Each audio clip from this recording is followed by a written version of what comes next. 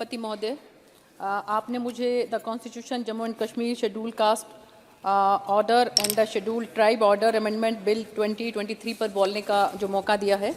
सभापति महोदय, मैं ये कहना चाहूँगी कि इस बिल से जम्मू कश्मीर के अंदर जो ये समाज है वो मुख्यधारा के अंदर जुड़ेगा और आप समझ सकते हैं कि इससे पहले इस समाज को जो है वो केवल और केवल एक सफाई के काम के लिए ही रखा गया था और 272 जो परिवार अमृतसर से और गुरदासपुर से जम्मू कश्मीर के अंदर आए तो उनको कोई अधिकार नहीं दिए गए थे। मैं इस बात के लिए माननीय गृह मंत्री जी को बहुत बहुत धन्यवाद करती हूं कि जिस तरह से उन्होंने धारा 70 हटाई और उसके बाद से जो वहां पर एक अलग ही बयार जो बह रही है, जिस तरह से लोग अब अपने आप को सुरक्षित महसूस कर रहे हैं और उसके अंदर आप ये देखिए कि अगर ये समाज जो है अब इनको आप कितनी जगह पर जो है वो आरक्षण मिलेगा, चाहे हम आवास आवंटन की बात करें, लोकसभा या विधानसभा के अंदर आरक्षण की बात करें, पंचायती राज संस्थानों में आरक्षण की बात करें, नगर पालिकाओं में आरक्षण की बात करें, छात्रवृत्ति की बात करें, हम इसके साथ साथ अनुसूचित जाति और अनुसूचित जनजाति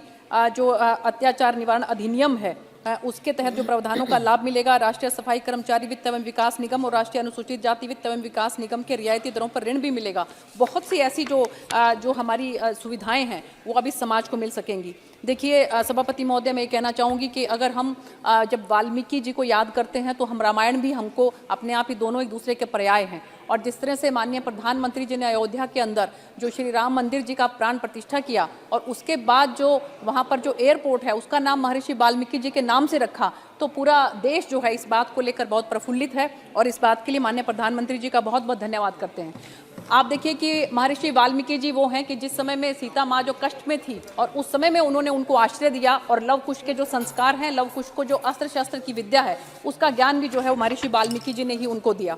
इसके साथ साथ मैं कहना चाहूँगी सभापति महोदय कि इसी सैटरडे संडे को मुझे तमिलनाडु में जाने का सौभाग्य प्राप्त हुआ। हमारी जो कोयम्बटूर की विधायक हैं वानथी श्रीनिवासन जी, उन्होंने मुझे वहाँ आमंत्रित किया था और आप हैरान होंगी कि वहाँ पर जिस तरह से जो महिलाएं हैं और जिस तरह से जो वहाँ किसान वर्ग है वो माननीय प्रधानमंत्री की जो योजनाएं हैं, चाहे हम आयुष्मान योजना की बात करें, प्रधानमंत्री आवास योजना की बात करें, उनको लेकर जो वहाँ पर उनके अंदर एक उल्लास है, एक उत्साह है। तो मुझे लगता है कि आने वाले समय में साउथ के अंदर, हमारा तमिलनाडु के अंदर भी हमारी सरकार जो है बहुत अच्छा प्रदर्शन कर सकेगी। और इसके साथ साथ सभापति महोदय, अब की बार जो पद्मश्री अवार्ड माननीय प्रधानमंत्री जी ने जिस तरह से दिए हैं तो हमें मौका मिला 87 वर्ष के बद्रप्पन जी कोयम्बटूर के गांव में जो रहते हैं उनके पास जाने का। देखिए कोई ना कोई समाज के अंदर सुधार का जो है वो बीड़ा उठाता है तभी समाज आगे बढ़ता है।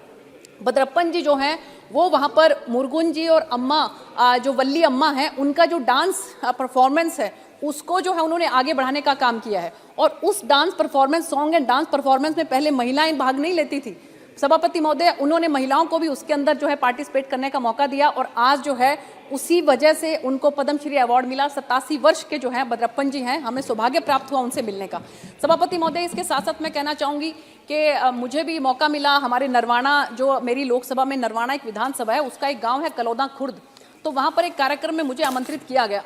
और सभापति महोदय जब उस कार्यक्रम में आमंत्रित किया तो एक चौपाल के अंदर मुझे जाने का मौका मिला तो मैंने देखा कि जो महिलाएं हैं वो बाहर खिड़की से ऐसे झांक रही हैं। तो मैंने उनसे पूछा कि आप लोग अंदर आइए, तो उन्होंने कहा कि हमें अलाउड ही नहीं है अंदर आने के लिए। मैंने कहा कि हमारे आज़ादी को इतने साल हो गए, अब तक आप लोगों को अंदर आना अलाउड नहीं है। तो उन्होंने कहा कि नहीं, बिल्कुल अलाउड नहीं है। तो मैंने उनको आग्रह किया कि आप क्या प्रॉब्लम हुई। मैंने तो किसी के खिलाफ कुछ नहीं बोला सभापति महोदय, मैं तो जो अच्छी बातें सिर्फ वही कर रही हूँ, किसी के खिलाफ मैं तो कुछ बोल नहीं रही हूँ। तो कहाँ दिक्कत आ रही है सभापति महोदय। तो मैं ये कहना चाहूंगी कि उस गांव के अंदर जब महिलाएं जो हैं वो खिड़की से ऐसे झांक रही थी तो मैंने वहां पर जो वहां के जो पंचायत के जो अधिकारी थे उनसे मैंने पूछा कि आप लोगों ने महिलाओं को अंदर क्यों नहीं एंटर करने दिया। कहते जी कि 75 साल से यहाँ पर अलाउड ही नहीं है। और मैंने कहा कि देखिए अगर आपकी पंचायत में जो सरपंच है वो महिला बनेगी तब आप उनको अलाउ करेंगी। तो उन्होंने बताया कि जी सरपंच भी महिलाएं हैं और आज आप देखिए कि उसी दिन महिलाएं जो है उन्होंने वहां पर एंटर किया। तो किसी ना किसी को ये बीड़ा उठाना पड़ेगा। माननीय प्रधानमंत्री जी ने जिस तरह से बीड़ा उठाया, बाबा साहब भीमराव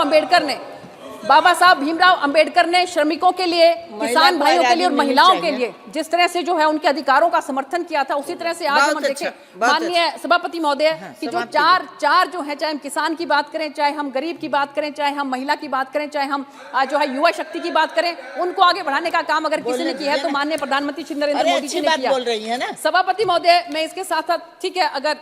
मैं समाप्त करूंगी, मैं इसको समाप्त करूंगी बहुत जल्दी, तो मैं यही कहना चाहूंगी कि हमारे जो बड़े संत हुए सभापति महोदय, संत शिरोमणि रविदास जी हैं, तो उन्होंने कहा था कि ऐसा चाहूं राज में मिले सभी को अन्न, छोटे बड़े सब सम बसे, रविदास रहे प्रसन्न। इसी तरह से जो हमारे जितने भी बड़े बड़े संत हुए उन्होंने सबको इकट्ठा लेकर समाज को साथ चलने की बात कही है। अंत में एक बात और कहना चाहूंगी सिर्फ कि कबीर साहब ने भी एक बात कही थी कि कबीर कुआं एक है, पानी भरे अनेक, बर्तन ही में भेद है, पानी सब में एक। बहुत बहुत धन्यवाद सभापति महोदय।